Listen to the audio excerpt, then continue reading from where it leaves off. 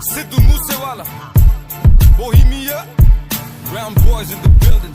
Shout out Big Bird. You know what time it is. I'm a brown boy. ਉਹੀ ਦੇ schedule ਆ ਤੇ ਉਹੀ ਸੇਮ ਰੂਲ ਆ ਉਹੀ ਆ ਸੁਭਾ ਨਹੀਂ ਉਹ ਚੇਂਜ ਕੀਤਾ ਫੇਮ ਨੇ ਕਾਉਂਟਿੰਗਾਂ ਚ ਵੈਰੀ ਬਤੇ ਕੇਸ ਕੁਝ ਜੈਦੀ ਬਤੇ ਰੋਜ਼ ਇਨਕੁਆਇਰੀ ਬਤੇ ਨਿਊਜ਼ਾਂ ਵਿੱਚ ਨੇਮ ਨੇ ਉਹ ਮੈਂ ਪਿੱਛੇ ਹੂਟਰ ਦਿਮਾਗ ਕੰਪਿਊਟਰ ਜੱਟ ਵੈਰੀ ਵਾਲੀ ਸ਼ੂਟਰ ਤੇ ਅਲੜਾ ਵਾਲੀ ਥੀਪ ਪਾੜੇ ਟਾਈਮ ਹੋਇਆ ਚੇਂਜ ਥੱਲੇ ਉਹੀ ਕਾਲੀ ਰੇਂਜ ਵਿੱਚ ਉਹੀ ਸੇਮ ਯਾਰ ਸਾਡੇ ਉਹੀ ਸੇਮ ਬੀਫ ਨੇ ਟਾਈਮ ਹੋਇਆ ਚੇਂਜ ਥੱਲੇ ਉਹੀ ਕਾਲੀ ਰੇਂਜ ਵਿੱਚ ਉਹੀ ਸੇਮ ਯਾਰ ਸਾਡੇ ਉਹੀ ਸੇਮ ਬੀਫ ਨੇ ਸਾਡੇ ਉਹੀ ਸੇਮ ਬੀਫ ਨੇ